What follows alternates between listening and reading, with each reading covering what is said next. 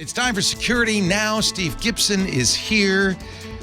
We've got, of course, the picture of the week, a nice little cartoon about AI. We've got an update on his software project, SpinRite. We'll talk a little bit about software coding philosophy, even as it applies to his favorite language, assembly language.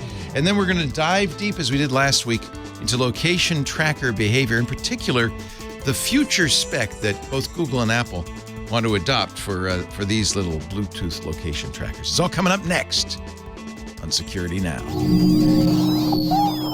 Podcasts you love. From people you trust. This is TWiT. This is Security Now with Steve Gibson, episode 923, recorded Tuesday, May 16th, 2023. Location tracker behavior. Security Now is brought to you by Bitwarden. Get the password manager that offers a robust and cost-effective solution that drastically increases your chances of staying safe online. Get started with a free trial of a Teams or Enterprise plan, or get started for free across all devices as an individual user at bitwarden.com/twit. And by ACI Learning. IT skills are outdated in about 18 months. Stay ahead of the curve and future-proof your business competitiveness with customizable, entertaining training. Fill out the form at go.acilearning.com/twit for more information on a free 2-week training trial for your team. It's time for Security Now, the show we cover the latest security news with our champion, Mr. Stephen Gibson. Hi, Steve. Hey, Leo. It's great to be with you for episode 923. Where we're going to continue, we're going to pick up basically where we left off after last week's episode, talking about the behavior of location trackers. And it was my intention to do what I always do, or almost, almost being the operative word this case because I didn't do it, which is to actually talk about some news in addition to our main Well, you subject. had to prepare the way beforehand. Well, yes. And the problem is doing this specification of AirTag and other location tracking behavior justice.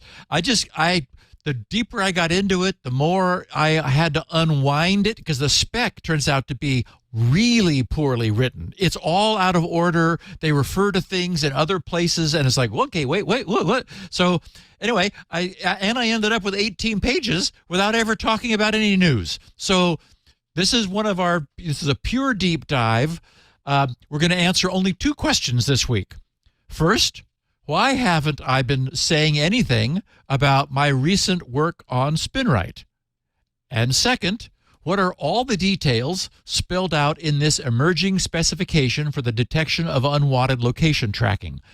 On the other hand, I think everybody's going to find this very interesting and fascinating, and I will do the 2 previous weeks of news next week for our podcast. So, and of course, we do have another good picture of the week. So I think another great couple hours of entertainment for our listeners and a lot of information. As you always do, Steve, always.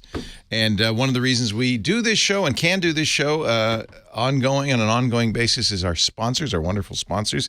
And the show this week is sponsored by Bitwarden. And we've talked a lot about Bitwarden. It's the password manager I use. Steve uses as well. We both switched over from LastPass to something we think is a little bit more secure. And I have to say, one of the things I love about Bitwarden, because it's open source. In fact, Bitwarden is the only open source cross-platform password manager you can use at home, of course, but also at work, on all your mobile devices. It's trusted by millions of people.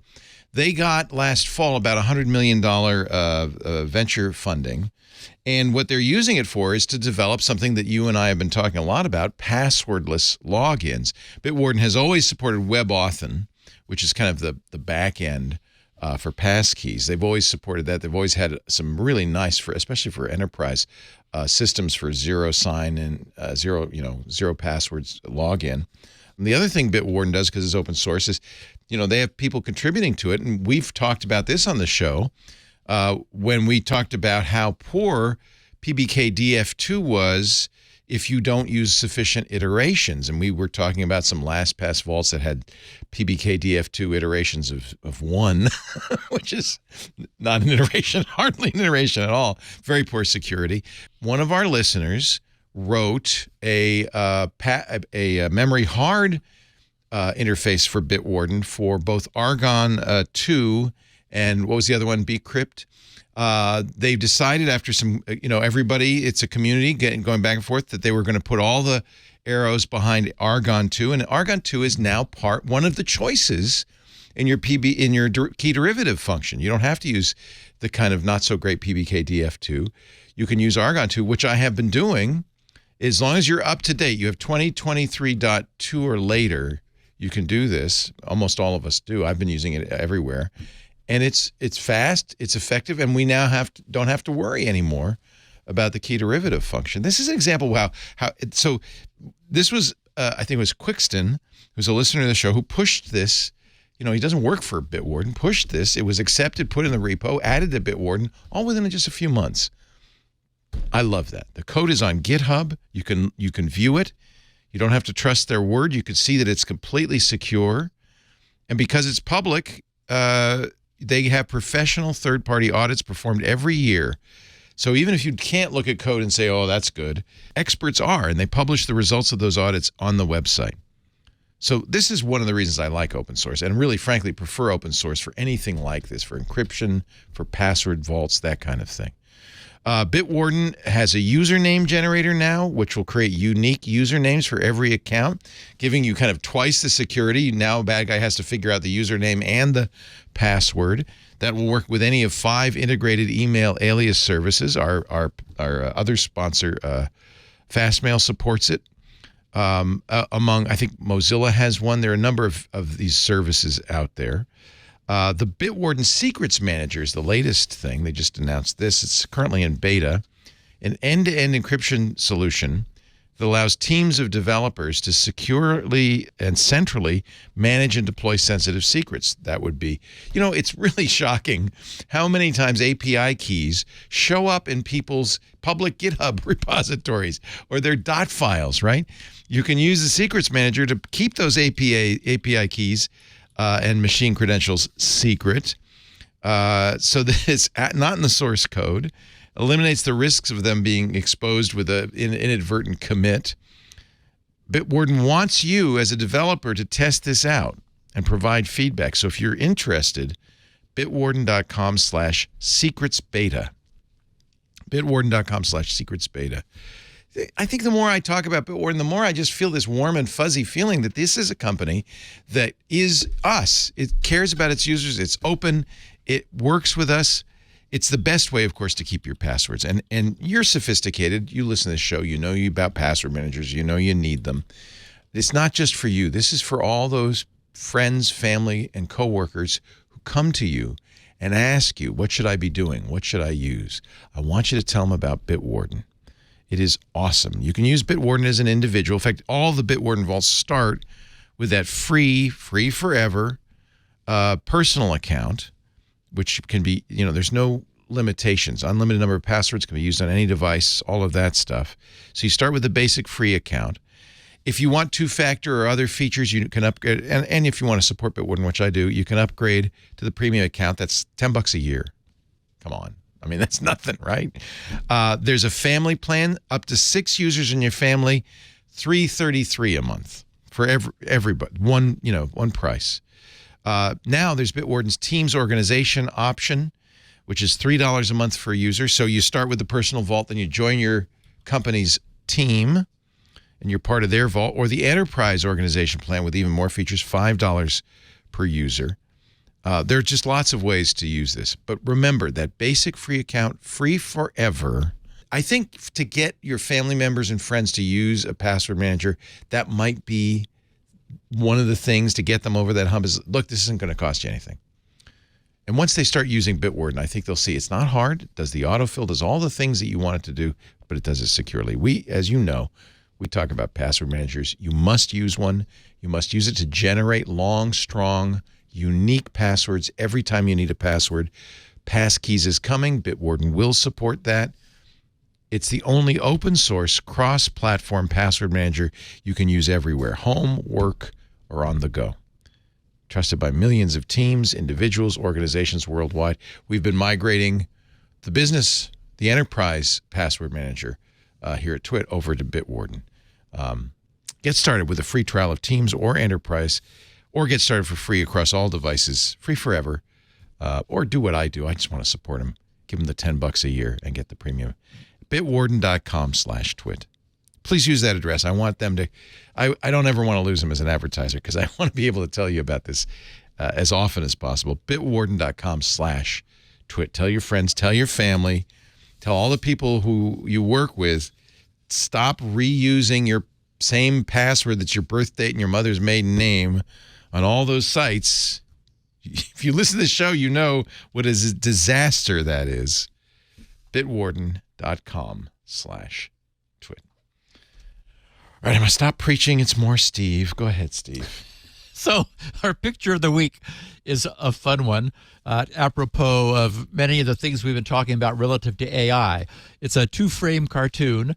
The first frame on the left has someone sitting in front of his computer. He's very excited. He's explaining to a friend standing behind him. AI turns this single bullet point into a long email I could pretend I wrote. And very excited about that. And then in the second frame, we have a gal sitting in front of her computer. And I should mention, on the left-hand screen, we just see one little bullet point. On the right-hand screen, we see like her screen is full. And she's explaining to her friend, AI makes a single bullet point out of this long email I could pretend I read. It's almost not even a joke. It's actually true. It's Oh, not. My God. Yeah. I think at Google I/O they practically showed this as a feature, right? Which is good. Let the AI handle the email. Yeah, why don't you know? Besides, no one likes typing on those touch screens. Yeah. So just, give it a clue. Let the give AI it a do hint. Let it know how you're feeling, and it'll just go ahead and respond on your behalf. So that's right.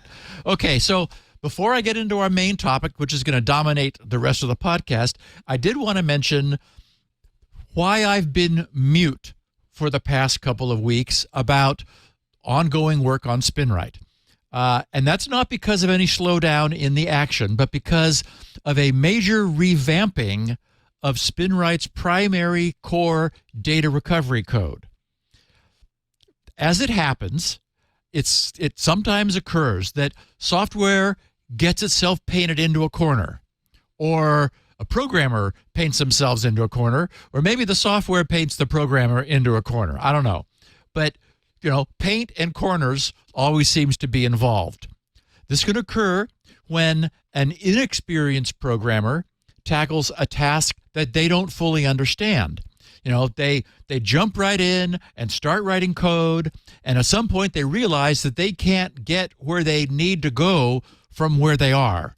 They're in a corner.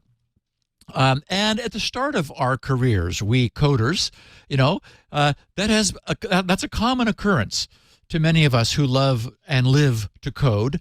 It can also happen, however, when a sufficient quantity of new information arrives late in a software design cycle, which requires that the code be modified in a way it wasn't designed to be, to incorporate the needs created by this new information.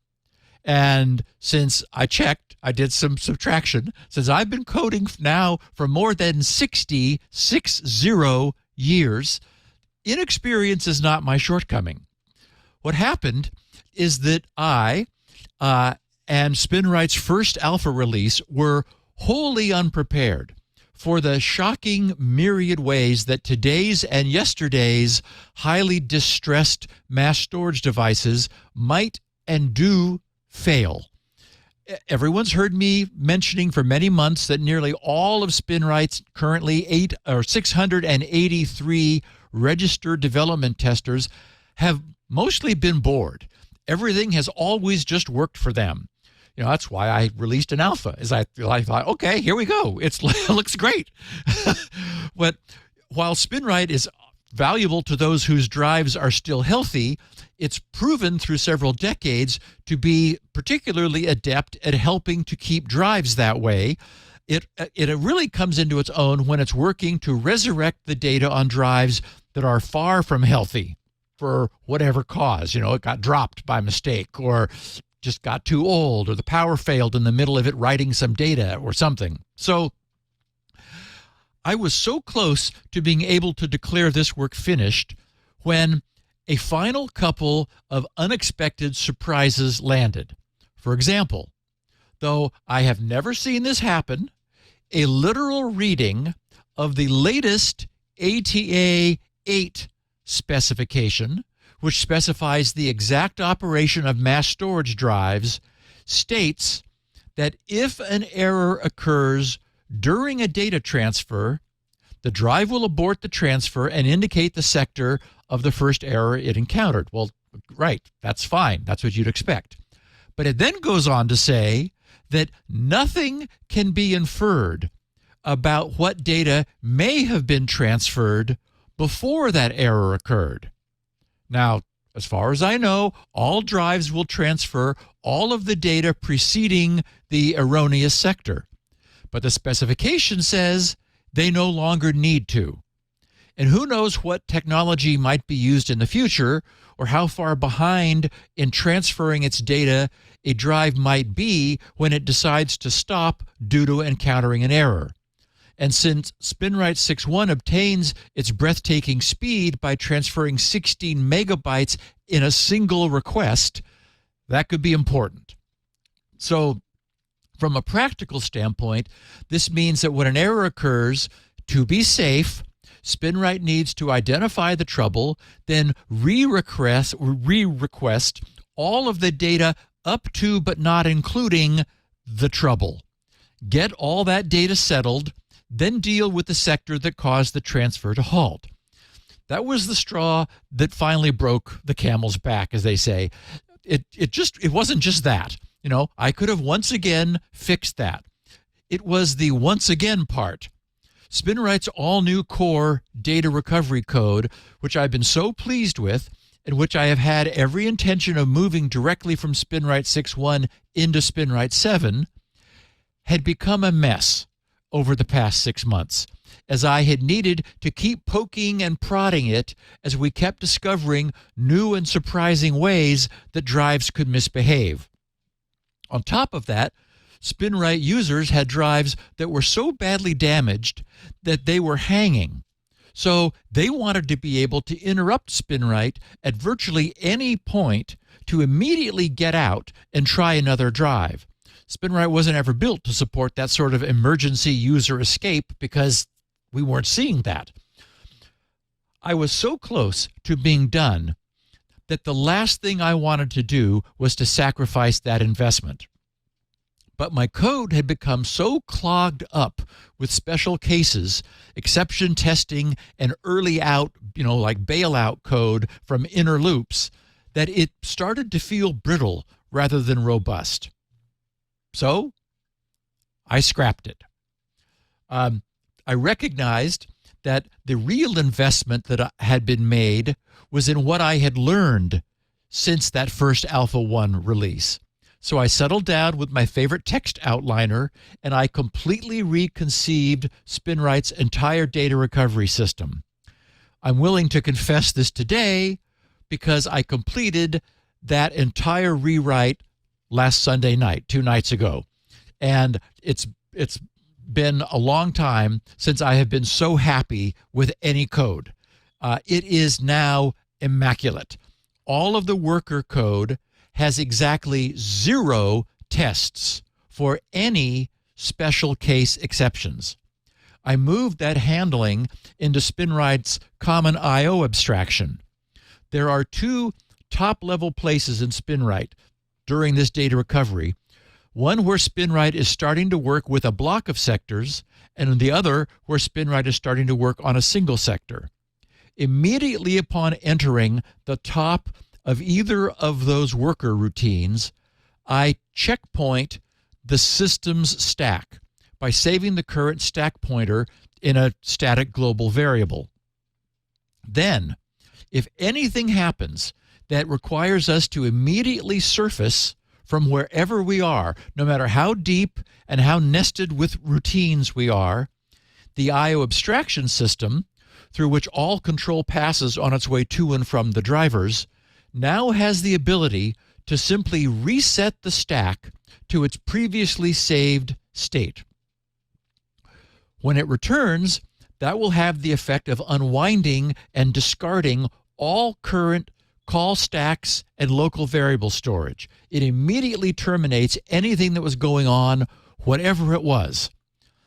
That design expedient allowed me to have exactly 0 tests or concerns for anything that might go sideways throughout the rest of the data recovery code. Now, as a consequence, it is breathtakingly clean because the data recovery code no longer needs to test for anything. And it now also adds support for the wacky ATA8 spec in case drive designers ever do take the spec as literally as it says they could. And there's a broader lesson here that has probably occurred to anyone who codes a lot. There really is an art to coding. And Leo, I know you appreciate this. And the act of solving a complex problem teaches the coder so much about how to approach and solve the problem that it's really only after they finally have their program running that they understand how it should have been done. A couple hours ago, purely by coincidence, during MacBreak Weekly's pre-show, Alex Lindsay told the story of the 4 months he first took to solve a complex program in 3D graphics, which in this case was rotating a 3D pyramid on a Commodore 64. This was obviously a while ago. A long time ago, yeah. Shortly after he finally had it working, after 4 months, the machine crashed and he lost all of his work. You know, maybe it was the cassette tape that we used back then. Yeah. Yeah, to save and load our programs. In any event, after recovering emotionally from the loss, Alex told the story of how he re-implemented what he originally had in just 3 weeks. And it was much better, probably, because that's, you know? Exactly. That which had taken him 4 months to do the first time. And he said it was only after that he then realized how it should be done, so he rewrote it again. Right. Yep. In 4 days. Yep. And the way Alex expressed it was perfect. He expressed it as 3 phases. He said, do it, then do it better, then do it right. And he said that's like his mantra now. That's the way he approaches things, because he recognizes things that are hard, you know, the reason we're engaged by them is that they're hard, right? But they're not boring because we're learning from them. Right. I love it. And that's one of the reasons I use Lisp. I'm not recommending it, but I would, but no one will ever do it, is because it has that kind of iterative style built into it. It's a very natural way to work in Lisp, especially because of the REPL and the way the debugger works. You can actually change a program while it's running. So it's very easy it's a good tool for experiment. This is how I write. I'm not writing real code like you or Alex, but I like to experiment and try stuff and write a first iteration that's I know isn't going to be the final version. And then you're not attached to it. It's easier for you to kill it. And you're able to get in. So often just getting in. Just the first line is the hardest. Yeah. Yeah, that's right. Yeah. So to wrap this up, in my present case, in retrospect, because again, the other reason we code is we're like, okay, what happened? How did this happen? When that first little innocuous exception was needed, the quickest answer, which seemed right at the time, was to simply add a couple of tests for it. And when it turned out to be needed in other places, I had already established a template for how to, quote, solve that need, in air quotes. So I applied the same tests elsewhere. Then, when another type of exception emerged, I did the same, since by then I'd established a precedent. But after 6 months of that, my code had become a mess. I knew how to solve it, which is what I just did. But right up until the moment that I finally bit the bullet, it was more important to me to be almost finished. The good news is that now I'm almost finished again. Although the gang in the .dev group will have a lot of fresh virgin code to pound on while we verify that it's working exactly the way we want. Almost finished. When a programmer says that, it means something completely different. I just want to point out. That's exactly. And it's why, my dear wife is saying, so, honey, how much longer do you think?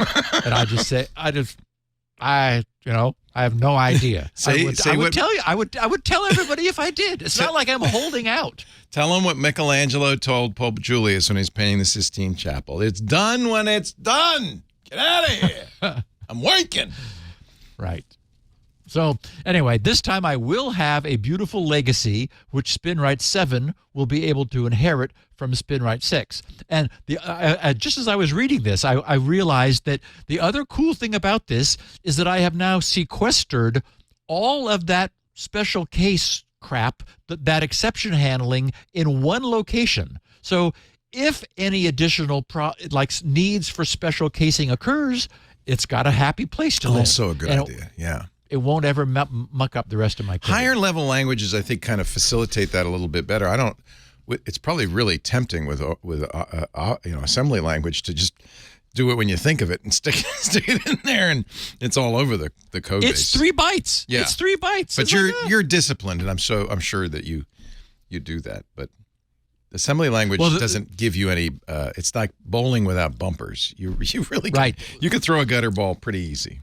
Well, there is in high-level languages now, because the need for this has been recognized. It's called structured exception handling, where you create a block of stuff where there may be a problem, and if there is, then it like without constantly having to test for it throughout your code, you've told it where you want to go in the event that happens. And that's a little bit like what this is, though in as you said, in assembler, I have the advantage of knowing the structure of the stack, knowing all of what's on it. I did have to make sure that my code, there wouldn't be any side effects from just aborting at any time. The inner loops of my code makes a call for some I/O with the drive, which may never come back. And that's that's essentially the power that I gave the I/O abstraction layer. Is if it sees a problem, it just discards all of the stack, and when it returns from it goes back to the top level. So yeah, that's another thing Lisp does really well. What they call it their common Lisp condition system, but it has exception handling built into it, and it's nice, very powerful. It's kind of, I'm sure that what they're doing in other languages is kind of inspired by it. It's really quite amazing. I would love to know whether McCarthy put that in he did version not. 1. No, he did not. And that's what's I look forward to the day when you don't have anything to do.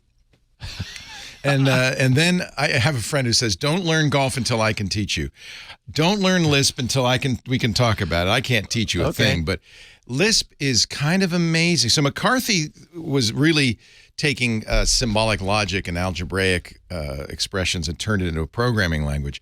But the common Lisp now has evolved like 30 or 40 years of evolution since McCarthy thought of that in 1956, and is really, I think, where a lot of academic research and a lot of academic thought about what's the right way to write code kind of ended up in common Lisp.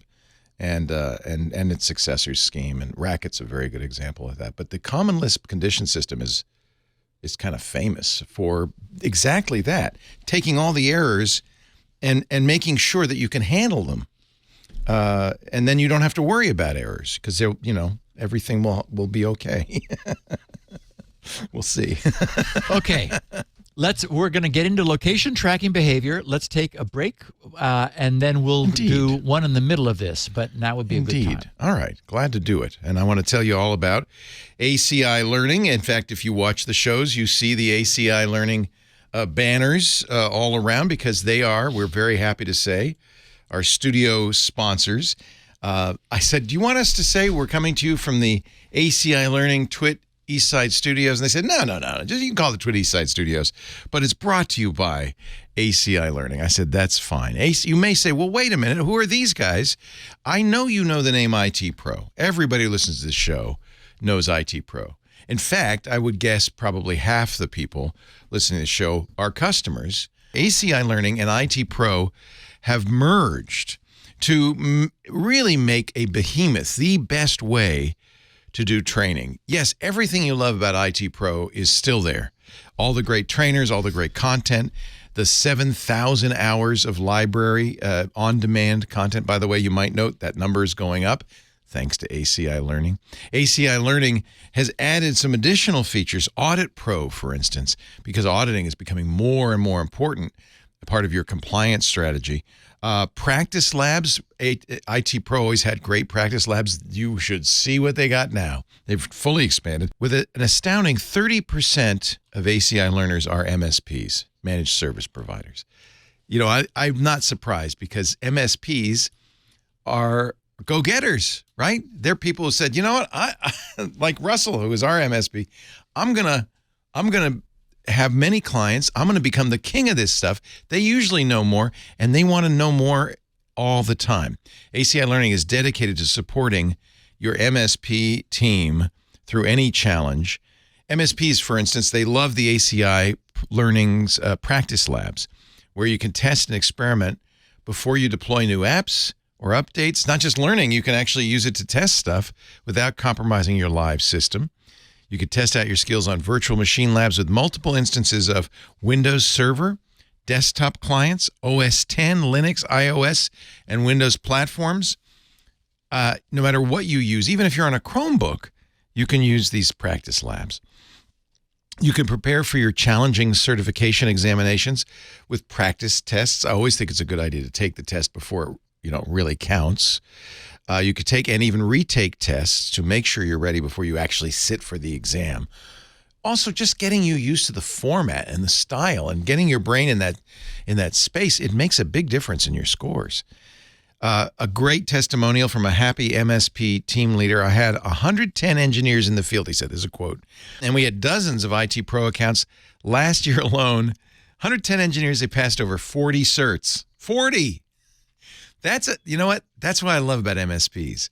It's their business usually. They're really putting their heart and soul into it. And I love that. If your IT training is not raising your team to the level you aspire to or need, you got to have ACI Learning. The training industry's completion rate in this kind of thing, barely 30%. ACI Learning, 80%.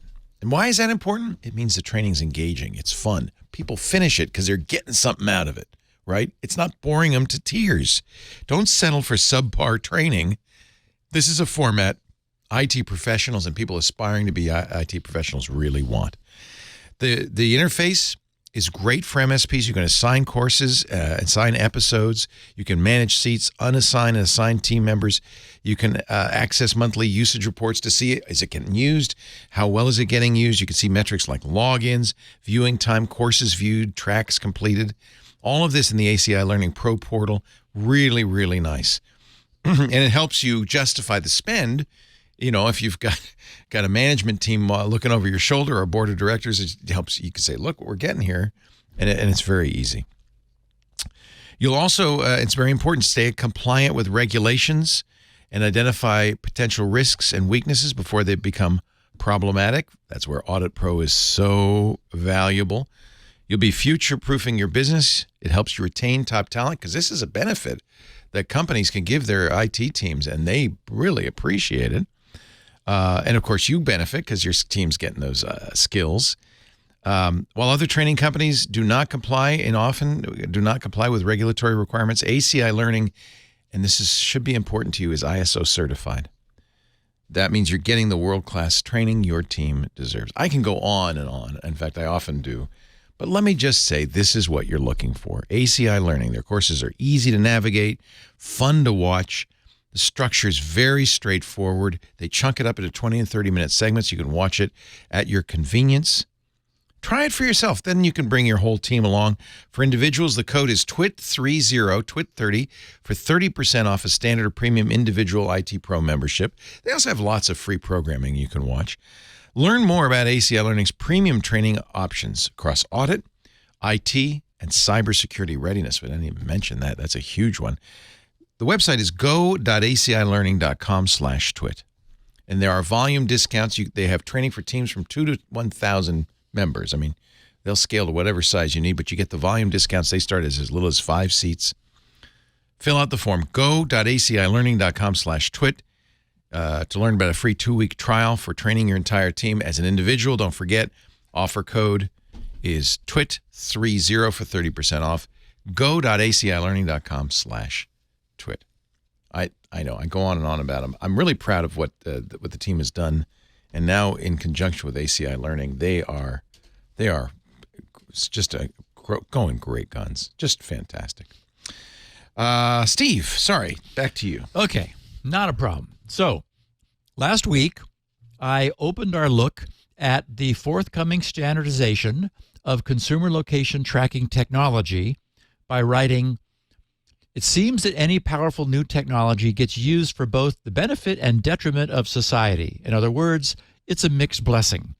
And so is the case for AirTags, those popular and handy Bluetooth LE, low energy dongles that are all about their location. Now, as for popularity, I should note that Apple announced their $29 tags 2 years ago, last month, in April of 2021. So in the past 2 years, they alone have sold more than $1 billion worth of AirTags, amounting to around 55 million of those little buggers. And Tile, another tracking tag company, told Wired magazine last year that they had sold about 40 million of their popular little devices.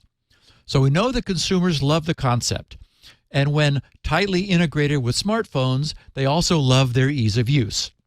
A single Apple account can be associated with up to 16 AirTags.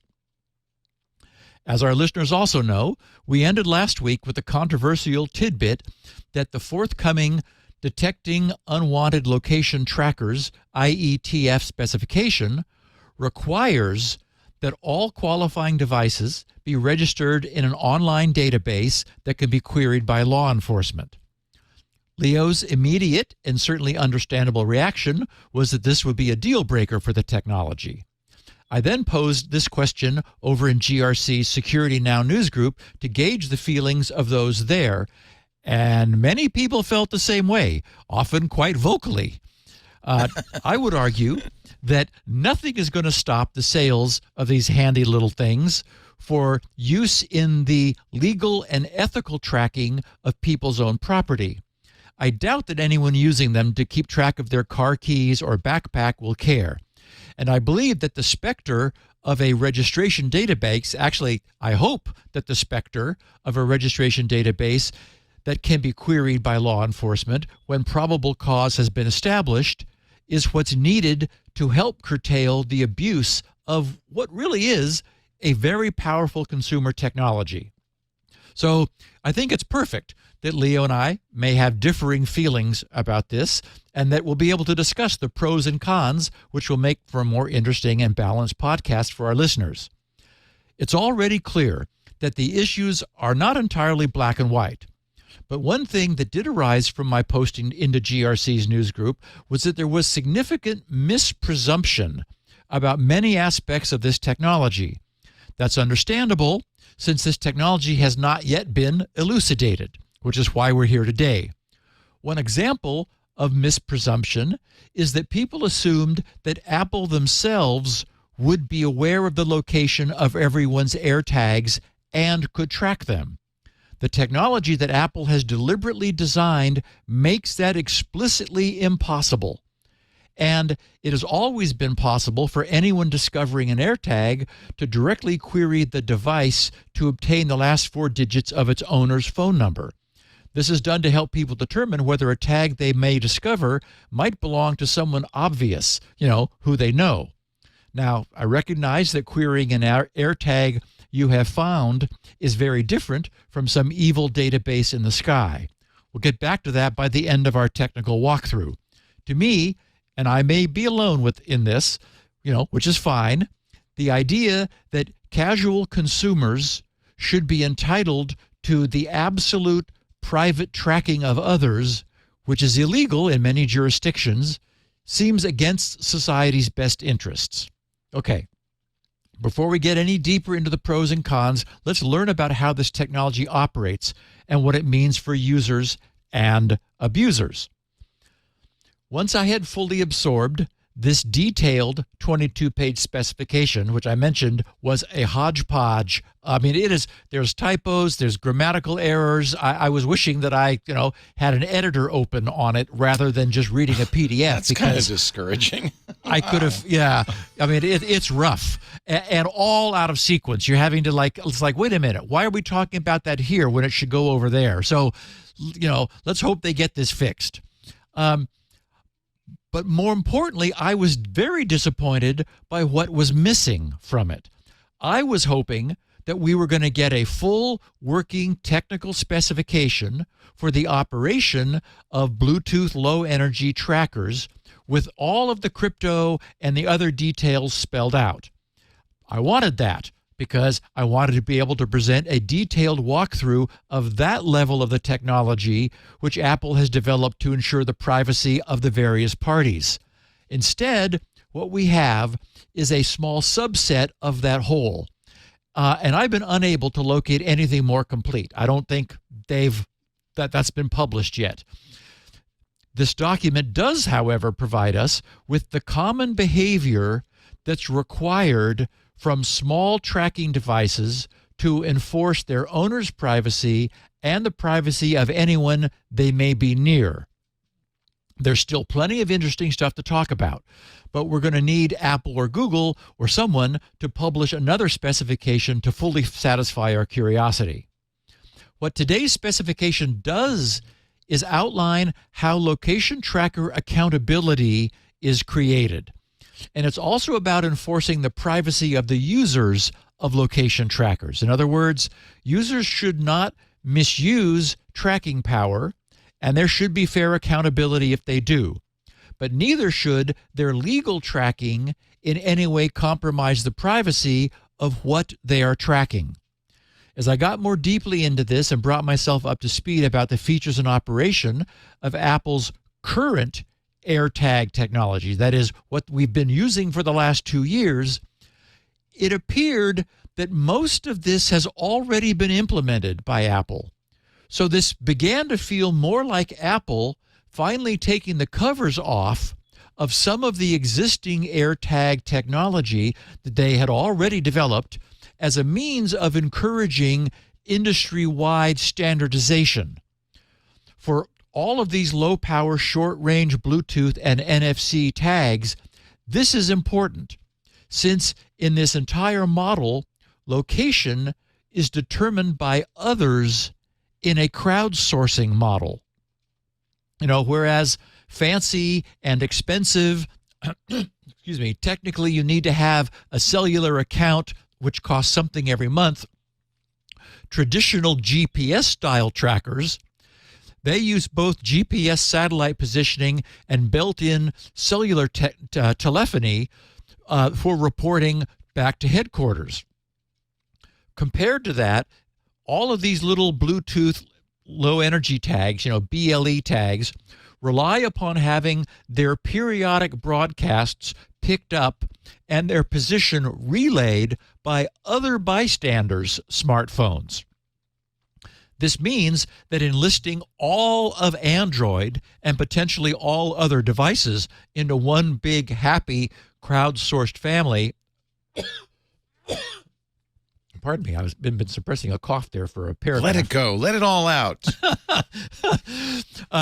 This means that enlisting all Android and potentially other devices into one big, happy, crowdsourced family will significantly improve the tracking experience and responses for everyone.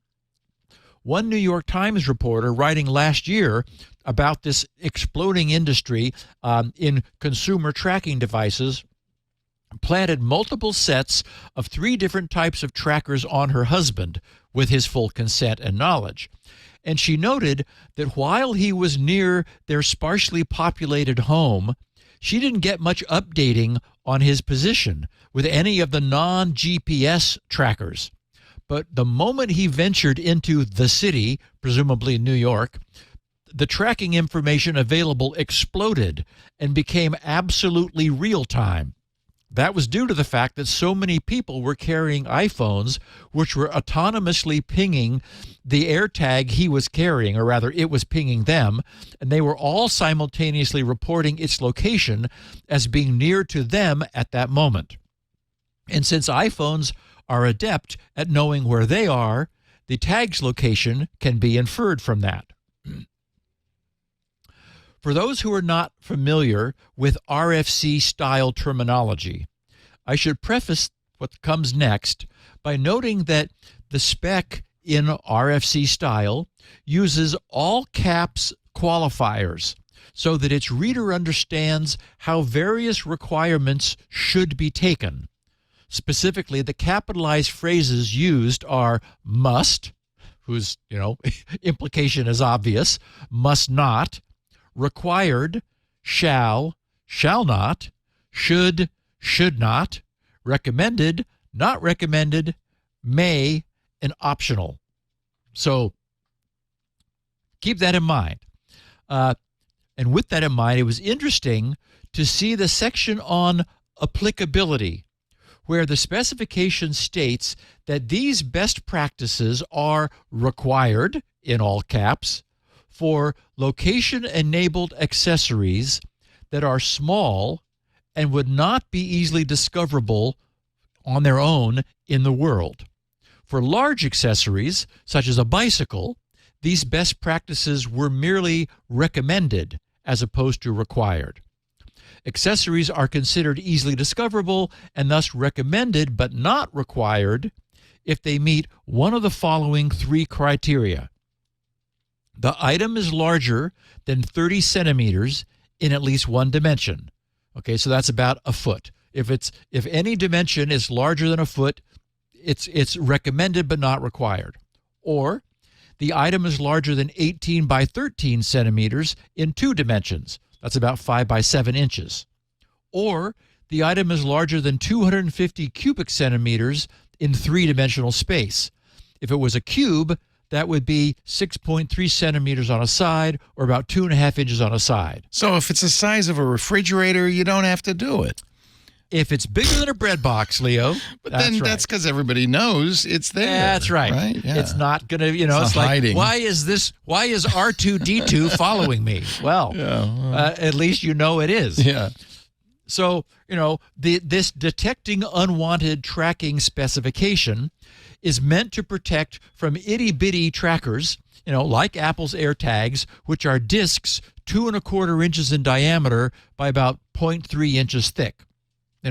As I said, if it's bigger than a bread box, it doesn't need to rigidly follow this specification. One of the people who responded to my GRC posting noted that he had a pair of very nice electric bikes stolen from their garage, and he was wishing that they had been trackable. With the rapidly growing popularity of this technology, I think it's foreseeable that such high-value, desirable, and inherently mobile objects, such as a very nice bicycle, will incorporate tracking as a sales feature. Oh, there already are for e-bikes. And exactly. Wondering whether that had already been done, It has. a quick Google revealed a story from just last month, which was titled, "Why a Bike with Built-in Find My Capabilities is Total Genius." Apple showed it, I think, when they showed off AirTags. They were talking about third-party uses of this technology. Yes. Yeah. Yes. So, and the article had 3 bullet points. It said, Veloctrix, bad name, Veloctrix. I think it's Velotrix. Okay, that's somewhat better. Because bicycles were originally called Velopeds. So it's electric veloped. Velopeds and Velotrix. Yeah, Got electric it. veloped. Yeah. Anyway, so it's their new. You sound skeptical. Their new. I don't know. I was calling that router the Microtic router for a long time. Yeah. I don't think they appreciate it. I don't know how they pronounce it. Microtics sounds like something you take, Not medicine good. for. Yeah. No. Not good. So anyway, this thing is the Thunder One VST e-bike, has a built-in AirTag feature. Says you can track your bike just like you can track your iPhone and your AirPods. And finally it said Find My is potentially more private and much cheaper than a dedicated cellular GPS tracker. And to that I would add that having it built in, it can run off the e-bike's battery, so avoiding the annual otherwise needed battery replacement, and more importantly, assuming that the technology is integrated into the e-bike's electronics, it cannot be discovered and removed. The final point is that hopefully the e-bike's console will prominently advertise the fact that it incorporates built-in anti-theft AirTag tracking so that the lazy thief who wants a free ride will think twice and just walk away instead. So, there is every indication that for such items, especially when they become cross-platform for compatibility with both iOS and Android, that we're going to begin seeing AirTag tracking becoming a competitive marketing feature for these kinds of devices where a little bit of incremental price or cost increase justifies the cost. Okay, so moving on. I want to next share some formal definitions which the specification uses. It'll help in help in understanding what comes later, although I'm going to also be deobfuscating this as we go. So this is more than just defining the terms, since a lot of reading between the lines is also possible. So the spec says throughout this document, these terms have specific meanings. The term platform, which we sort of have a sense for. In this case, in this document, it's used to refer to mobile device hardware and associated operating systems like phones, tablets, and laptops. So the platform is what we're carrying in our pockets, not the AirTag, which they insist on calling an accessory. The term owner device is a device that is paired to the accessory and can retrieve the accessory's location, so a smartphone. The term non-owner device refers to a device that may connect to an accessory but is not an owner device of that accessory. The term location tracking accessory refers to any accessory that has location tracking capabilities, including but not limited to crowdsourced location, GPSS, Wi-Fi, cell tower, etc., and provides the location information back to the owner of the accessory via internet, cellular connection, and so forth. So that's sort of just broadly, location-enabled tracking accessories, non-AirTag-ish things, and also, of course, AirTags. The term location-enabled state refers to the state an accessory is in, where its location can be remotely viewed by its owner. The term location-enabled advertisement, payload, refers to the Bluetooth advertisement payload that is advertised, which is the term, broadcast, when an accessory has recently, is currently, or will in the future provide location updates to its owner. And I have no idea how it knows it will be able to in the future, but okay. The term unwanted tracking refers to undesired tracking of a person, their property, or their belongings by a location-enabled accessory. The term unwanted tracking detection refers to the algorithms that detect the presence of an unknown accessory traveling with a person over time. Unwanted tracking alert refers to notifying the user of the presence of an unrecognized accessory that may be traveling with them over time and allows them to take various actions, including playing a sound on the accessory if it's in Bluetooth low energy range, and there's a lot more we will be getting to.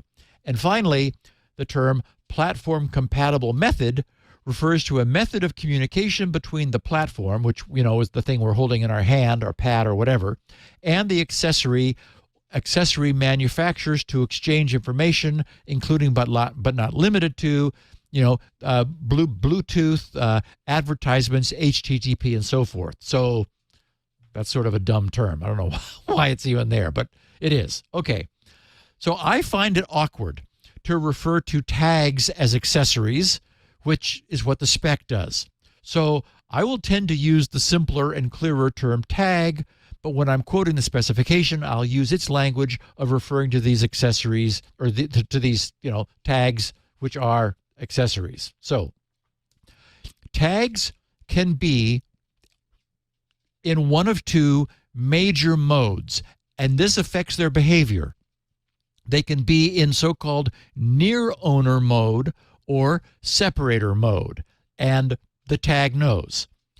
Each tag periodically emits a broadcast, hoping to be heard by some passing smartphone or Bluetooth-enabled device. And later we'll see that by periodically, we mean every half second to 2 seconds. So these things are quite chatty. If the tag is within range of the owner's smartphone, and it's actually any of the owner's multiple devices that are on the same account, with which it has previously been paired, the owner's smartphone notifies the tag that its owner is nearby. So that's what places the tag into its near owner mode, is it does a ping and the owner's device says, yeah, you're here. And that among other things suppresses its location broadcasts.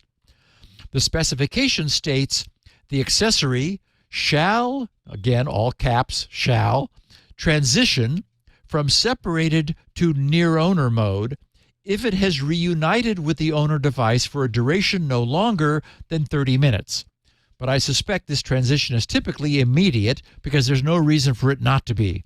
The specification is likely leaving some latitude there. Conversely, the specification states the accessory shall transition from near owner mode to separated mode if it has been physically separated from the owner device for a duration no longer than 30 minutes. Okay, now since BLE's range is limited, it makes sense for a tracking device to not immediately flip into separated mode, but this says that it must do so within 30 minutes of being away from its owner. One of the definitions we just noted above was for location-enabled state.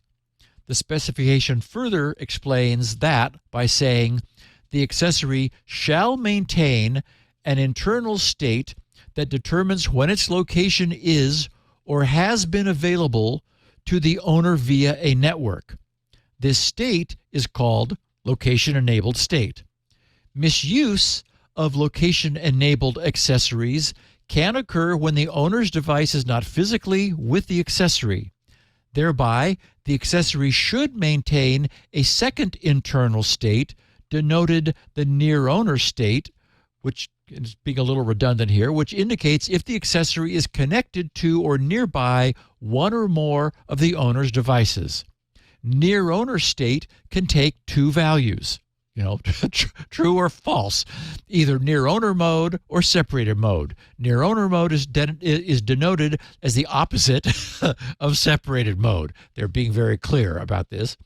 When the device is in location-enabled state, it is broadcasting a payload containing the most recent location it has been able to obtain. This payload is not surprisingly called the location-enabled payload, and the spec says it is recommended that the location-enabled payload is only advertised when the accessory is in its separated state. The reasoning behind this recommendation is that unwanted tracking detection relies on the Bluetooth low-energy advertisements emitted while in the location-enabled state to determine if an unknown accessory is traveling with someone who is not the owner. If the location-enabled payload is advertised only in the separated state, that minimizes false positive unwanted tracking alerts. Okay, well, now that's sort of obvious. The location-enabled payload contains the most recent location information that the accessory tag was able to obtain from some nearby smartphone, which is what let it know where it was. So it would make no sense for a tag to be broadcasting its location when it's nearby and therefore in its near owner mode. The spec adds, the accessory shall broadcast the location-enabled advertisement payload if the location is available to the owner or was available any time within the past 24 hours. This allows unwanted tracking detection to operate both between and beyond the specific moments an accessory's location is made available to the owner. It's this so-called location-enabled advertisement that is the primary indication of tracking. That's the Bluetooth advertisement that sets off alarms in nearby phones. The idea being that the accessory tag is somehow has somehow obtained a location fix within at least the past 24 hours. And being a good little tracker, it's hoping to find someone who will dutifully relay its location back to its owner. In other words, this is tracking. It's not necessarily unwanted tracking, but it's definitely some form of tracking. This should be disabled when the device is with its owner, since it makes no sense to be broadcasting its location in that situation.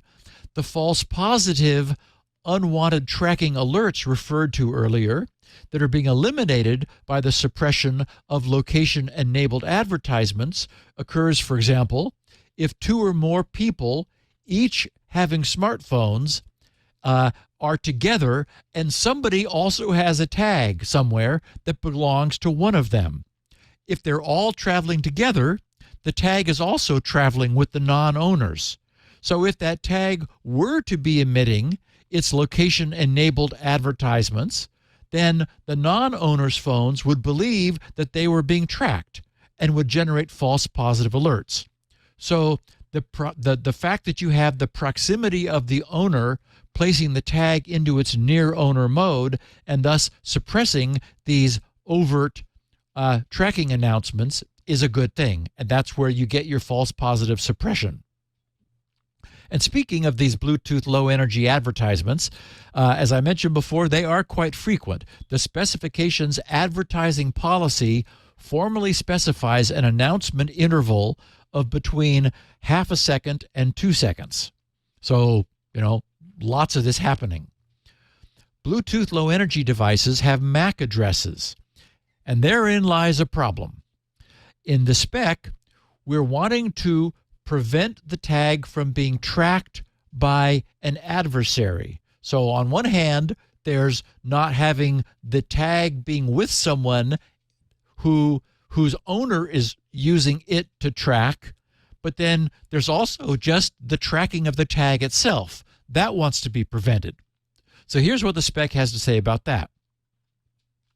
The Bluetooth low energy advertisement payload shall contain a resolvable and private address for the accessory, which is the 6-byte Bluetooth LE MAC address.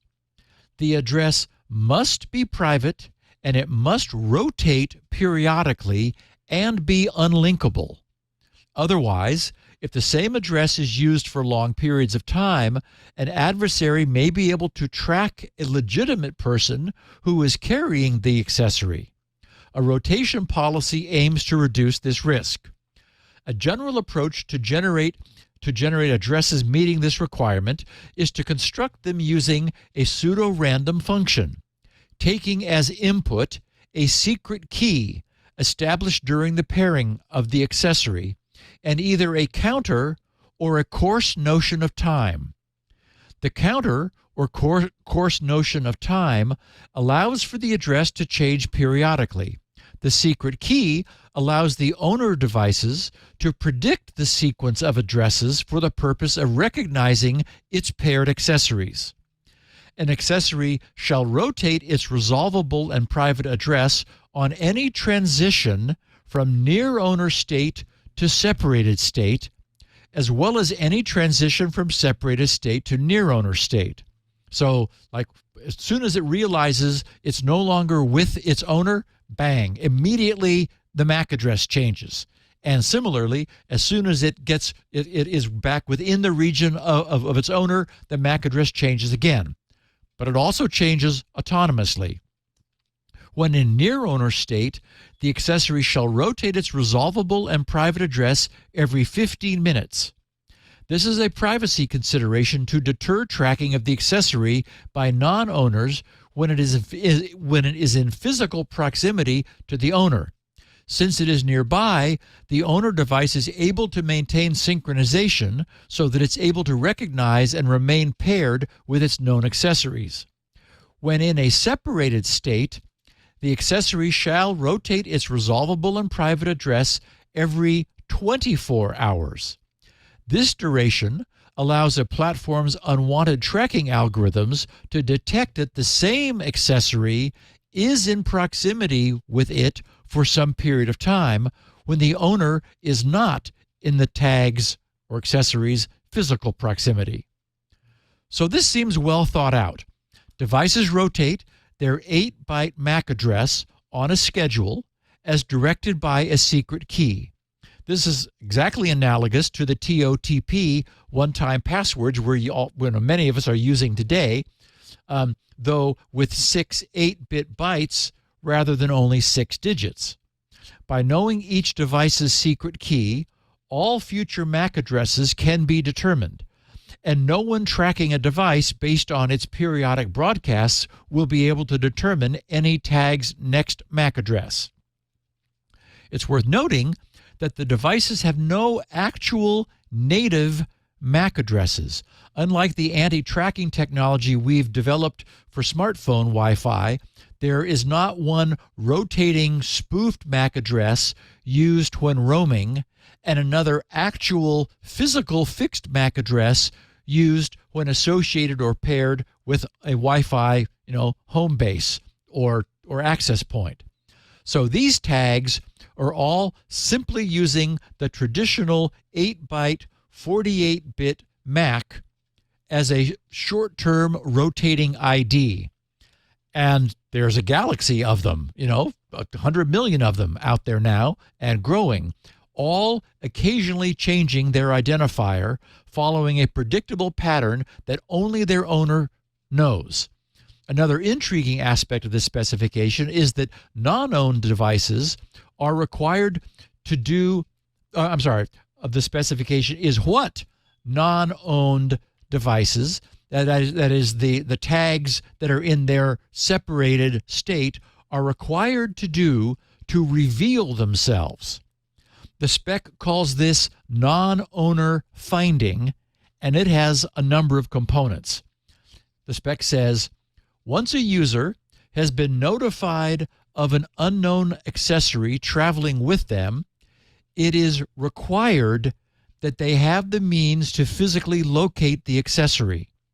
This is called non-owner finding of the accessory. These capabilities are both required and recommended and reflect hardware to be incorporated into the accessory to enable non-owner finding. Now we'll explain it. Motion detection. The accessory should include a motion detector that can detect accessory motion reliably, for example, an accelerometer. If the accessory includes an accelerometer, it must, all caps, be configured to detect a change in orientation of plus or minus 10 degrees along any two axes of the accessory. After some number of hours, between 8 and 24, chosen randomly from a uniform distribution, so that would be an average of 16 hours, so no fewer than 8, no more than 24, but an average of 16, the accessory being away from its owner and in a separated state, the accessory's motion detector will be enabled. While the motion detector is enabled, it must be able to detect motion within 10 seconds. Okay, so it's sampling its position at 10-second intervals, presumably to conserve power. The spec says if motion is not detected within the 10-second period, the accessory must stay in this state until it exits separated state. Okay, so accessory leaves the owner. After some time, between 8 and 24 hours from then, the motion detector is activated. And at 10-second intervals, it starts sampling its angular position in space. The spec says if motion is detected within the 10 seconds between samples, the accessory must play a sound. After any motion is detected, the movement detection period is decreased from 10 seconds to half a second. Okay, so it starts sampling much more quickly after first detecting any motion. The accessory must continue to play a sound for every detected motion. The accessory shall disable the motion detector for 6 hours under either of the following two conditions. Motion has been detected for 20 seconds at the half a second sampling rate, or 10 sounds have been played. Okay, so after this thing has become motion sensitive, which after an average of 16 hours of being away from its owner, then any motion of more than 10 degrees on two axes will cause it to make a sound, and will also cause it to shorten its sampling to half a second and to continue making sounds if it continues being moved until either 20 seconds have passed or 10 sounds have been played. After that point, it then goes into a 6 hour, they call it a back off, so it goes to sleep for 6 hours. It says, the spec says, if the accessory is still in its separated state at the end of the 6 hour back off, which has, it's gone silent essentially, it's not going to just keep beeping or screaming, whatever it's going to be doing, the unwanted tracking behavior must restart. So again, after 6 hours of quiet time, if it is again moved, it starts making sounds. Any Bluetooth LE connection from a paired device must reset the separated behavior and transition the accessory to connected state. In other words, the instant it's back with its owner, then it's paired, and it shuts this down, and it goes back into near owner state. And finally, they said the accessory must include a sound maker, for example, a speaker of some kind, to play sound when in separated state, either periodically or when motion is detected. It must also play sound when a non-owner tries to locate the accessory by initiating a play sound command from a non-owner device when the accessory is in range and connectable through Bluetooth LE. The sound must be loud, and the sound must be played for a minimum of 5 seconds each time. And in the spec, it goes into a detailed specification of the measuring of loudness that the devices are able to have. Okay, so this gives us a system where after a tracking device has been separated from its owner for an unknown interval of time, randomly chosen between 8 and 24 hours, its motion detector activates. At that point, it begins taking readings of its angular orientation in 3 space every 10 seconds, and if it finds that it's been rotated by more than 10 degrees through any two axes between successive position samples, it will emit a clearly audible sound for 5 seconds. And if any qualifying movement is detected within those 10-second intervals, it will have, essentially that will have roused it so that it will start sampling twice per second to allow it to make its noise much more responsively to someone who may be attempting to discover its location by, moving things around. All of this occurs whenever a tag is separated from its owner for between 8 and 24 hours. It's about requiring anything that is small that can track to deliberately reveal itself periodically, and in doing so, using simple sound which does not require any technology where the tag is located. Note that a lot of attention has been given to detecting unwanted tracking tags with another smartphone. But not everyone has a phone that's smart enough to do so today. Today, unless that AirTag Apple app is launched and running on an Android phone, no Android carrying user would be able to detect an unwanted nearby tag. This spec will be changing that soon for new Android devices. But we know that there will remain many non-upgraded Android devices in use for years, and there are also non-smart cellular phones. I was recently listening to a talking head on some show suggesting that one way to keep young people away from the perils of social media would be to equip them with only a dumb phone capable of making and receiving telephone calls, texting, and taking pictures with its camera. Now, I don't know whether this person has ever actually been around any young kids, but that would be a tough sell when they're surrounded by their peers who are gleefully deep into the social internet. So good luck with that. But still, the point being, not everybody is carrying a cell phone.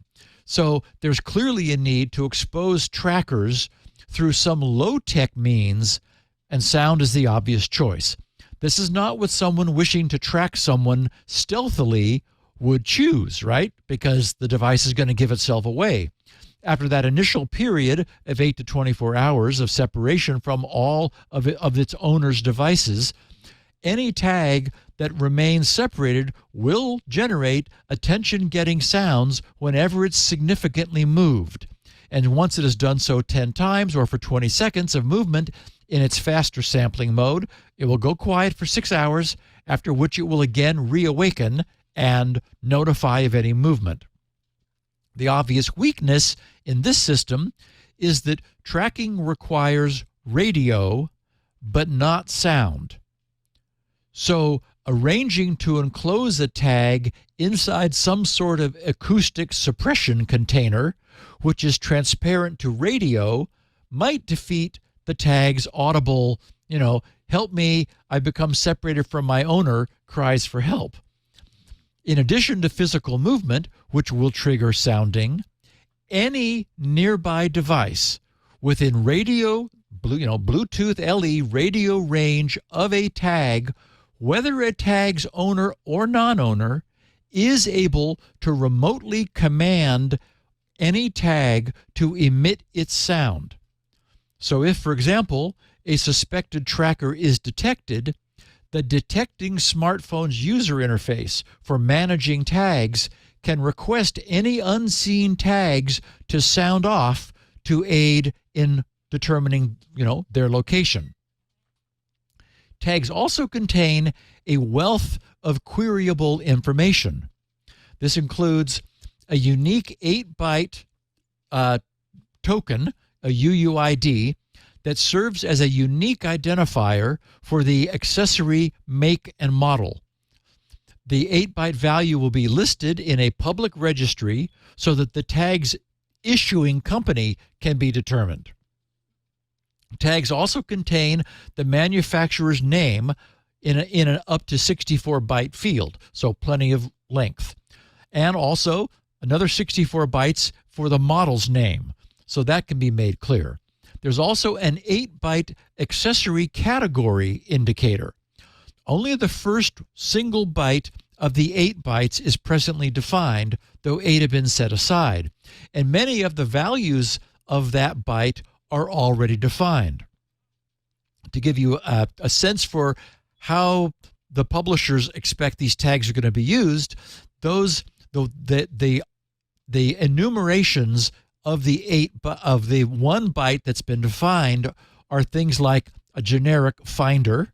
Then there's also other, also luggage, backpack, jacket, coat, shoes, bike, scooter, stroller, wheelchair, boat, helmet, skateboard, skis, snowboard, surfboard, camera, laptop, watch, flash drive, drone, headphones, earphones, inhaler, sunglasses, handbag, wallet, umbrella, water bottle, tools or toolbox, keys, smart case, remote, hat, motorbike, consumer electronic vehicle, apparel, transportation device, sports equipment, and personal item. Well done. You just passed our cognitive test. You do not have dementia, Steve. Congratulations.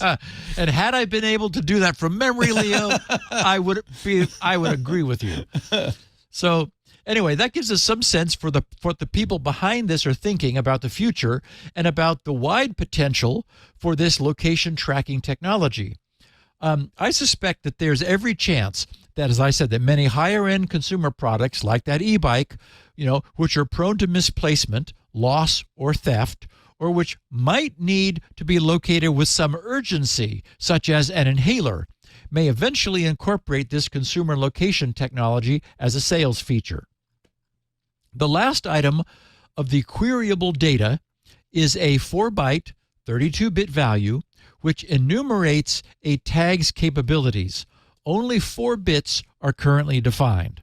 Those are supports sound, supports motion detection, supports serial number lookup by near field, and supports serial number lookup by Bluetooth.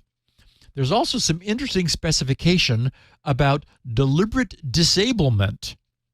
The spec says the accessory shall have a way to be disabled such that its future locations cannot be seen by its owner. Disablement shall be done via some physical action, for example, a button press, a gesture, or the removal of the battery. The accessory manufacturer shall provide both a text description of how to disable the accessory as well as a visual depiction, for example, image, diagram, animation, etc., that must, in all caps, be available when the platform, the thing that the smartphone, is online, and optionally when offline. Disablement procedure or instructions can change with accessory firmware updates. A registry which maps product data to an affiliated URL supporting retrieval of disablement instructions shall be available for platforms for reference. Again, remember the platforms in this spec refers to smartphones, pads, and similar devices with full user interfaces. And they said this URL must return a response which can be rendered by an HTML view. So this says that if someone discovers an unwanted tracking device, that 8-byte registered product ID data, which can always be retrieved directly by querying the device over Bluetooth, will, among other things, point to a URL which returns HTML that any smartphone can render to obtain clear and updated instructions from the device's manufacturer about how to manually disable the tracker. And this is all in, capital musts. But this always requires physical access to the device. At least at this point in the evolution of the specification, it cannot be done remotely over radio. It's foreseeable that this might be allowed over NFC, since that requires essentially physical proximity, and it might be simpler. As we'll see, the spec does make clear some distinctions about what can be done via NFC and what can only be done over Bluetooth, or rather Bluetooth and only under NFC. All devices are also serialized. The spec explains, the serial number shall be printed and be easily accessible on the accessory. The serial number must be unique for each product ID. The serial number payload shall be readable either through NFC tap or Bluetooth LE. So again, that can be done at a distance. The serial number payload shall be readable either through NFC tap or Bluetooth LE. Note that this does not mean the serial number itself. I'll get to that in a second. They said for privacy reasons, they're going to say it. For privacy reasons, accessories that support serial number retrieval over Bluetooth LE must have a physical mechanism. For example, a button that shall be required to enable the remote get serial number opcode command. the accessory manufacturer shall provide both a text description of how to enable serial number retrieval over Bluetooth LE, as well as a visual depiction, again, image, diagram, animation, etc., that must be available when the platform is online and optionally when offline. The description and visual depiction can change with accessory firmware updates. A registry, which maps product data to an affiliated URL that will return a text description and visual depiction of how to enable serial number lookup over Bluetooth LE, shall be available for platforms for reference. This URL must return a response which can be rendered by HTML view. So, we have the same set of requirements for enabling the retrieval of a device's serial number remotely over Bluetooth as we do for disabling the device. In both cases, some sort of physical action must be taken with the device by an individual to prove that it is in their physical possession, either to disable it and or to learn its immutable serial number. It's obviously required for the serial number, since unlike its MAC address, which is nothing but a keyed pseudo-random sequence, the serial number never changes. And if it were available remotely without contact with the device, it could be used for long-term tracking. But as I noted before, NFC, which is, as its name suggests, a near-field contact technology, is allowed greater latitude. The spec says, for those accessories that support serial number retrieval over NFC, a paired accessory shall advertise a URL with parameters. This URL shall decrypt the serial number payload and return the serial number of the accessory in a form that can be rendered in the platform's HTML view. Okay, so first of all, NFC. If the tag and the user device both support NFC, then obtaining the device's serial number is as simple as tapping the smartphone against the tag which you have in your possession to query it. But we also just encountered the phrase, decrypt the serial number payload. Okay, so here's what that's about. The get serial number opcode is used to retrieve serial number lookup payload over Bluetooth LE or NFC. This must be enabled for 5 minutes upon user action on the accessory, the button press for example, 10 seconds to initiate serial number read state. When the accessory is in this mode, it must respond with the get serial number response opcode and serial number payload operand. For security reasons, the serial number payload returned from an accessory in the paired state shall be encrypted.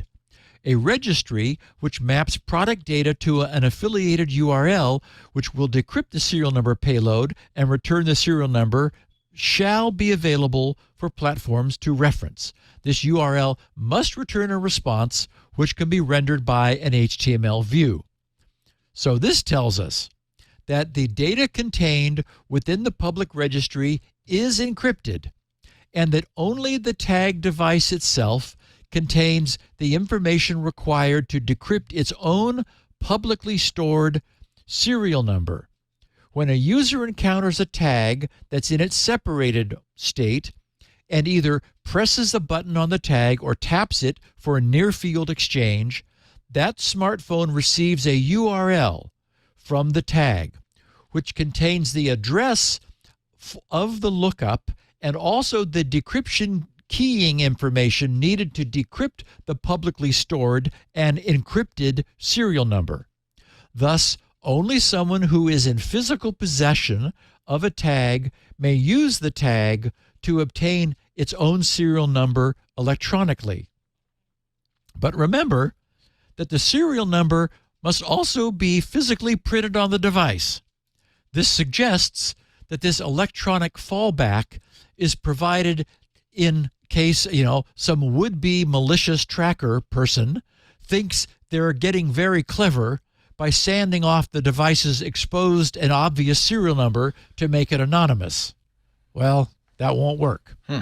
Since the serial number is an important piece of the whole, the spec further explains. Serial number lookup is required to display important information to users who encounter an unwanted tracking notification. It helps them tie the notification to a specific physical device and recognize the accessory as belonging to a friend or relative. However, the serial number is unique and stable, and the available partial user information can further make the accessory identifiable. And we'll get to that in a second. The spec has a lot of, as I said, out of sequence content. The spec says, therefore, the serial number should not be directly available to any requesting devices. Instead, several security and privacy preserving steps should be employed. It says the serial number lookup shall only be available in separated mode for a previously paired accessory. When requested through any long-range wireless interface like Bluetooth, a user action must be required for the requesting device to access a serial number. Over NFC, it may be acceptable to consider the close proximity as intent for this flow. To uphold privacy and anti-tracking features, like the Bluetooth MAC address randomization, the accessory must only provide non-identifiable data to non-owner requesting devices. One approach, and by the way, it doesn't want to be repeatable either, right? Because that would also be like having something that's not changing. So whatever it is that the device provides, it's got to be changing. One approach, they say, is for the accessory to provide encrypted and unlinkable information that only the accessory network service can decrypt. With this approach, the server can employ techniques such as rate limiting and anti-fraud to limit access to the serial number. In addition to being encrypted and unlinkable, the encrypted payload provided by the accessory should be authenticated and protected against replay. The replay protection is to prevent an adversary using a payload captured once to monitor changes to the partial information associated with the accessory, while the authentication prevents an adversary from impersonating any accessory from a single payload. One way to design this lookup encryption, they wrote, is for the accessory to contain a public key for the accessory network server. For every request received by a device nearby, the accessory would use the public key and a public key encryption scheme to encrypt a set of fields, including the serial number, a monotonic counter, or a one-time token, and a signature covering both the serial number and counter or token. The signature can be either a public key signature or symmetric signature, leveraging a key trusted by the network server, which may be established at manufacturing time or when the user sets up the accessory. Some additional non-identifiable metadata may be sent along with this encrypted payload, allowing the requesting device to determine which accessory network service to connect to for decryption and for the service to know which decryption key and protocol to use. So, possession of the tag, which would usually allow someone to simply look at its serial number, is essentially duplicated electronically. The tag won't directly inform even a nearby device of its serial number, but it will provide a URL once a button is pressed or near field has been used with embedded decryption data that such a device can then use to query and then obtain the device's true plain text serial number. Again, it was also printed on there, so it's not a big deal, but this allows it to be obtained electronically. By asking a remote service for this information, its disclosure can be controlled.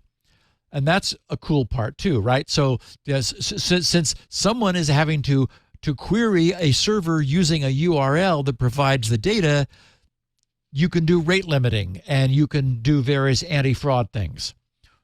Okay, and so now we get to the so-called pairing registry, where we ended our truncated discussion last week. To reiterate against the background of what we now understand, the spec says, verifiable identity information of the owner of an accessory at time of pairing shall be recorded and associated with the serial number of the accessory, for example, phone number, email address, and so forth. Okay, so the process of beginning to use a new tracking tag is to pair it with the user's so-called platform device, a phone, tablet, whatever. And most users will, in turn, have their real-world identity and billing account information associated with their device. So this pairing associates the tag's globally unique serial number with the user's real-world identity. The point of this being to create an accountability link from the tag to the real-world user with whom the tag has been paired. Later, under the heading persistence, the spec says the pairing registry should be stored for a minimum of 25 days after an owner has unpaired an accessory. After the elapsed period, the data should be deleted. We covered in detail the 3 steps required to obtain, decrypt, and display a device's serial number. But when that serial number is displayed, so too is some deliberately obfuscated owner information that's obtained from the pairing registry. In other words, when you go through getting the serial number electronically, you also get some obfuscated information from the pairing registry. The spec says a limited amount of obfuscated owner information from the pairing registry shall be made available to the platform, the user's device, along with a retrieved serial number. This information shall be part of the response of the serial number retrieval from a server, which can be rendered in a platform's HTML view. This must include at least one of the following: the last 4 digits of the owner's telephone number, asterisks for everything except -5555 in their example, or an email address where the first letter of the username and the first letter of the domain name are visible, as well as the entire top-level domain.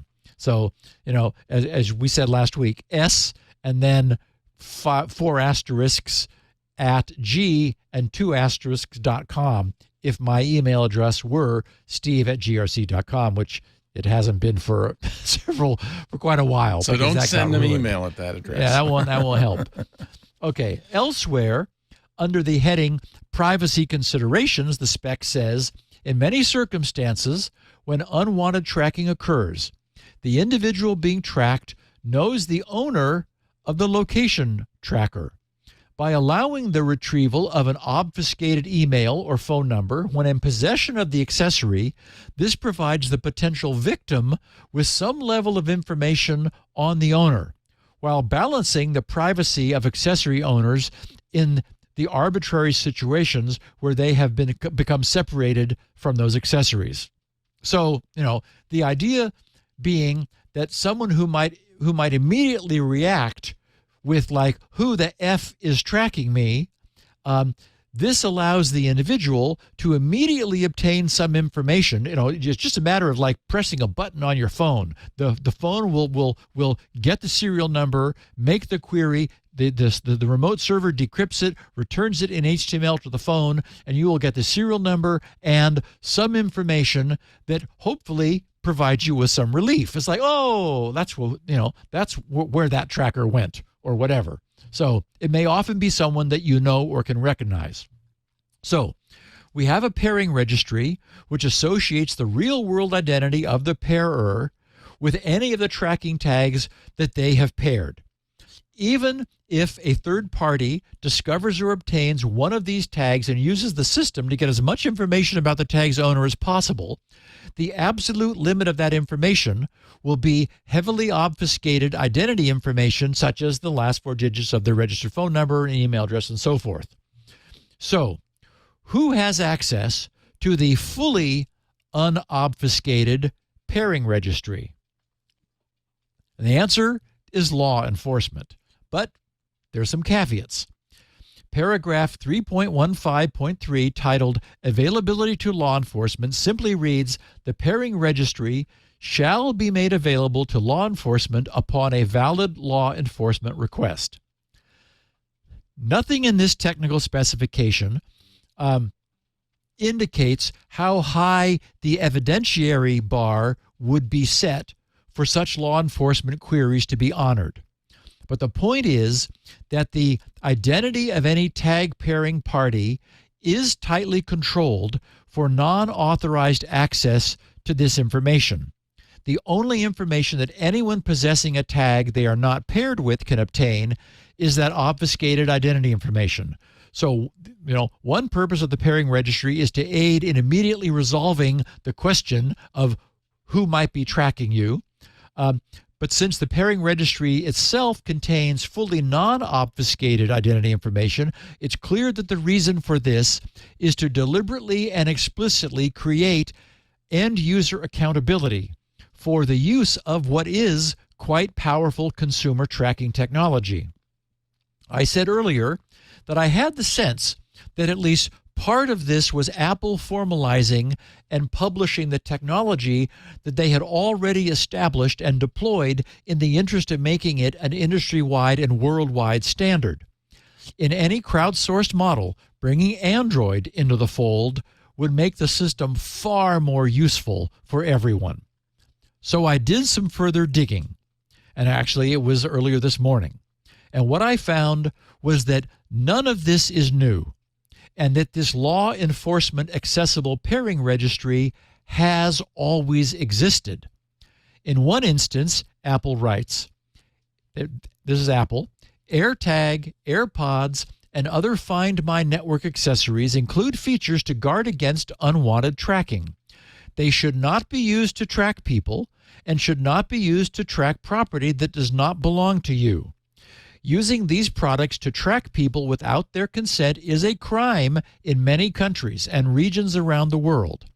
If an AirTag, set of AirPods, or Find My network accessory is discovered to be unlawfully tracking a person, law enforcement can request any available information from Apple to support their investigation. And since even that was a bit non-committal, I dug some more. On February 22nd of last year, so 15 months ago, February 22nd of 2022, 15 months ago, in their article titled, quote, "An Update on AirTag and Unwanted Tracking," they make this very plain and explicit. They said, "We have been actively working with law enforcement on all AirTag-related requests we've received. Based on our knowledge and on discussions with law enforcement, incidents of AirTag misuse are rare. However, each instance is one too many. This is Apple, every AirTag has a unique serial number, and paired AirTags are associated with an Apple ID. Apple can provide the paired account details in response to a subpoena or valid request from law enforcement. We have successfully partnered with them on cases where information we provided has been used to trace an AirTag back to the perpetrator, who was then apprehended and charged. Law enforcement has shared their appreciation for the assistance we've provided in helping them find the source of unwanted tracking. We've identified additional improvements we can make in the information we share and the educational resources we provide, and we will be taking action, including making updates to our law enforcement documentation." Well, the surprise in this specification of a registry whose real-world identifying data can be made available under due process of law caught us off guard. And I had picked up on it because the tech press was highlighting it as being a surprise. So actually, no one should have been surprised. It's not a new thing. This does, of course, beg the question, who knows and who would care if they knew? We know that Apple has sold more than $1 billion worth of AirTags, and that Tile has sold more than 40 million units of their own tags. No one appears to care about tag ownership tracking, but I suspect that not many people know or have stopped to wonder. I didn't know, or I might have thought twice. Right. So one reason is that even if they have no idea how any of this works, they implicitly trust Apple. And Apple has never given us any reason to suspect that trust is misplaced. If I were to trust anyone to work hard to keep my information private, based upon all the evidence we've seen during the 17 plus years of this podcast, it would be Apple. So the question is, would anyone particularly care if they knew? I know that if I had something of value that I needed to track, like a bicycle or my luggage, I would not hesitate now to pair those tags to my real-world identity, knowing that any query about the ownership of those tags would need to get past Apple's legal department first. And I have to say that I've never really seriously thought about AirTags before, but I have now. Even though, we've covered them on this podcast whenever they've made the news. Now knowing what I know, I am absolutely going to purchase some AirTags, and I am never going to again travel without having them in my luggage. We know that they won't begin squawking until they've been separated from us for a minimum of 8 hours, or on average 16 hours. So if they're in the belly of a plane along with us, they're going to be remaining silent until we pick them up after a flight. And just knowing that wherever they might be, we'd have some way to know seems like a bargain to me for $29 each. And I think that, being a bit sneaky, I would have one AirTag exposed and visible, hanging out on an AirTag dongle, which are available, with another tag deeply hidden and tucked away, rolled up in a sock, so that if anyone nefarious did want to make off with our stuff, they might stop looking after removing the obvious tracker.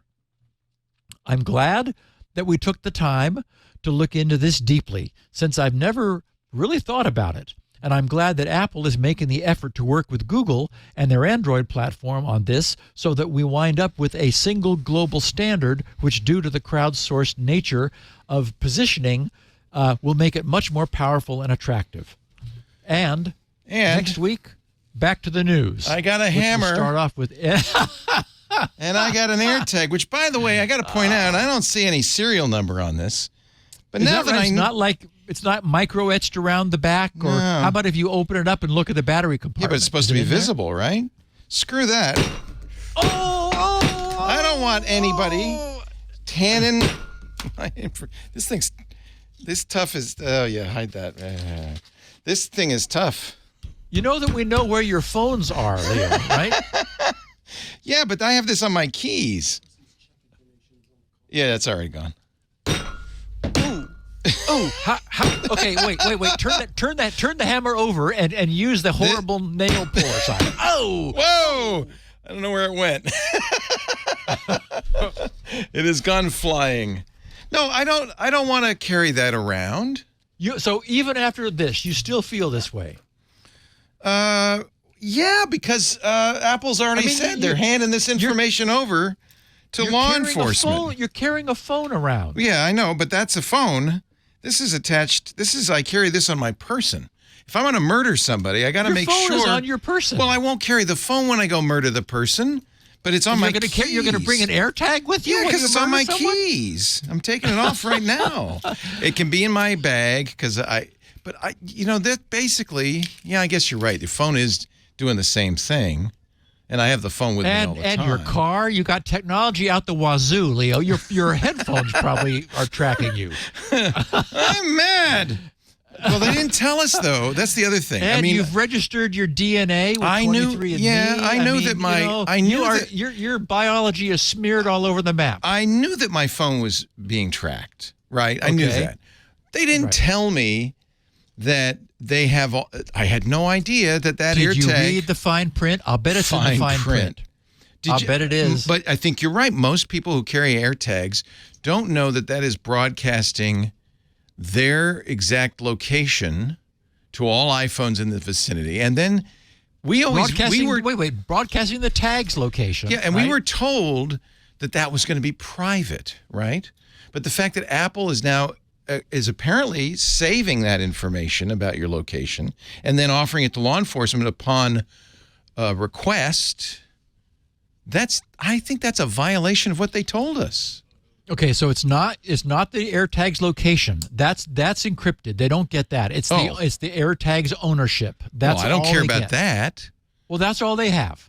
Well, what good is that to law enforcement? To know who paired the AirTag, that's very useful. Oh, I guess if you're using it to stalk somebody. But they can, Right. So you're not saying, okay, I think my AirTag actually is still okay. You're not saying. Good, because it's You're first not of all, saying you that- just demonstrated how robust those little suckers are. I tried to kill it and I couldn't. Wow. You're not saying that the AirTag is sharing my location anymore. No, because it they is were very clear absolutely about not. that it didn't It is do that. absolutely not. It is Okay. deeply encrypted, and only the pairer, it is encrypted so that only the device which paired the AirTag is able to determine its location. Okay, that's what I thought, because they were very clear about that. Yeah, only the owner of the AirTag is what Apple is able to reveal. So when they handed this over to law enforcement, they merely said, "Oh, that AirTag that somebody found, stuck in their tailpipe or whatever, that's owned by Leo." That kind Yes. of thing. Yeah. Well, that's Yes. fine. I don't have a problem with that. Oh, good. This was all just a misunderstanding. It's just a misunderstanding. I'm sorry, little AirTag. I didn't mean to hit you with a hammer. Oh, I'll tell you, if that thing had any sort of a G-force sensor, the Apple security people are going to be knocking at your door saying, "What are you doing to our AirTag?" I'm just seeing if Find My still knows where my AirTag is. Uh-oh, it hasn't seen it in 4 minutes. That's a bad sign. Yeah, I think that's when the pounding began. I think I might have killed it. That's I think probably it might deliberately take that as a hint and just stop, turn itself off. Take the hint. Yeah, because that might be one of the instructions. Well, you can press the button for 10 minutes, or you can just ask Leo to smash it for you with a hammer. And that will disable his tracking function. there you have it, ladies and gentlemen. I misunderstood. I feel bad now. You can have your hammer back, Burke. I went searching all over this. This is a good hammer, I might add. Some significant leverage on It this. is AirTag approved. I think I killed the AirTag. It's AirTag certified. I hope you did. It hasn't because heard from it in otherwise- 5 minutes. Yeah. I think I killed it. Well, Sorry, if I didn't want it beeps anyway. If it starts beeping after 16 hours, you'll know that some part of it is still alive. Now, that's Apple. Presumably, it doesn't mean Tile or Chipotle or any of the other Bluetooth trackers are as private. But Apple had always said, your location's not being shared anywhere. That's a very good point, and I actually meant to put that in the notes so I wouldn't forget to mention it. That's why I'm using AirTags, not weasel tags. Right. I do not want to. You do not want to use a weasel tag on your stuff because weasel will know where you are. And all that Again, law enforcement gets is my email, my phone number. Yes, that's all my they have name. is the Yeah. pairing registry data. Yeah. Sorry, AirTag. Yay! Haven't heard from it in 6 minutes. I'm thinking it's dead. Oh, it's not looking good, Leo. It didn't Not smash looking it, good. but apparently the insides were a little muddy. Oh, I think it's done. You did it again. You scared the pants off of me. In this case, not necessarily needed. I put my pants back on, and Well, thank the world you, has Steve lost Gibson. one AirTag, And we're down but one it AirTag. has 55 million There's other a ones few that are others. busily beeping away. I mean, honestly, that really is the thing to underscore: is that everything you have is beaconing, as you point out. Yes, there is no privacy. Yeah. It's all an illusion. Yeah. And furthermore, by the way, I don't know what's in front of you. Can you fix that, somebody? Anybody? Steve is now peering at us through his address card. Hello, engineering. I sent the whole engineering team out to find your hammer, and now they're gone. Okay.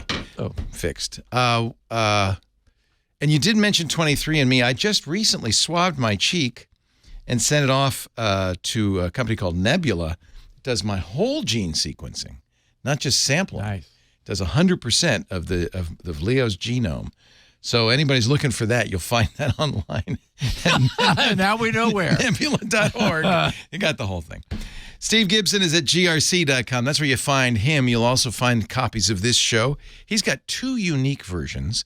Normally, we'd have a 64 kilobit audio version. Steve's got that. But he also has a 16 kilobit audio version for people who want to shrink it down. What is that? 1/5 is something like that. 1/4 is big. He also has, that's my AirTag there on the floor. Could you? I'm not touching that thing. You've been pounding on it. Okay, let's do editorial online today. Okay. We also have, he also has very nice human written transcripts that Elaine Ferris does such a good job with. And there's one more thing he's got, which is important. He's got the show notes. Now, we link to it in our show page at twit.tv/SN, so you can click there. While you're at Steve's site, pick up a copy of SpinRite version 6.0, the world's finest mass storage maintenance and recovery utility. As you heard, he's working hard on 6.1. When that comes out, you'll get that for free. But you got to buy 6.0 now, grc.com. You can leave Steve DMs at the Twitter. He's at SGGRC. Let me put that on the screen, at SGGRC. You can also get a copy of the show at our website, as I mentioned, on YouTube, or subscribe in your favorite podcast player. That way you'll get it automatically as soon as we finish it up. On a Tuesday afternoon, we do the show Tuesdays, in theory, 1:30 Pacific, 4:30 Eastern, 20:30 UTC. Sometimes a little late thanks to MacBreak Weekly, but we'll get there. You can watch the live stream or listen at live.twit.tv. If you're watching live, chat live at irc.twit.tv or in the Club Twit Discord. They get special access. In fact, maybe I'll auction off my damaged AirTag. Anybody? It's got my name Leo on it. But interestingly, no visible serial number. Not that I could see, and I even took with the camera and then zoomed in on it, a picture of it. Maybe it's inside the battery compartment. Which but it's supposed to be. But those rules came later, right? That was yes. Well, that is the Yes, this is the new spec. So maybe that's something that everybody. I meant to ask you: this spec, is it in effect now, or is it about to be adopted? No. It is believe me, this needs some serious grammar fixing and typo repair. This is a proposed spec. Yes, but it does demonstrate Apple and Google are going to work together, and all the other trackers have also agreed to endorse, and they've already endorsed the same specification. Good. We thought Google would announce it because of this. Would announce a tracker last week at Google I/O. They did not. So there you go. They were busy announcing AI. They were busy with AI. Yeah. Thank you, everybody, for being here. Great to see you. Do not track me with my AirTag, but do track Steve at grc.com. We'll see you next week, Steve. Righto. Hey, what's going on, everybody? I am Ant Pruitt, and I am the host of Hands-On Photography here on TWiT TV. I know you got yourself a fancy smartphone, you got yourself a fancy camera, but your pictures are still lacking. Can't quite figure out what the heck shutter speed means? Watch my show. I got you covered. Want to know more about just the ISO and exposure triangle in general? Yeah, I got you covered. Or if you got all of that down, you want to get into lighting, making things look better by changing the lights around you. I got you covered on that too. So check us out each and every Thursday here on the network. Go to twit.tv/hop and subscribe today. Security now.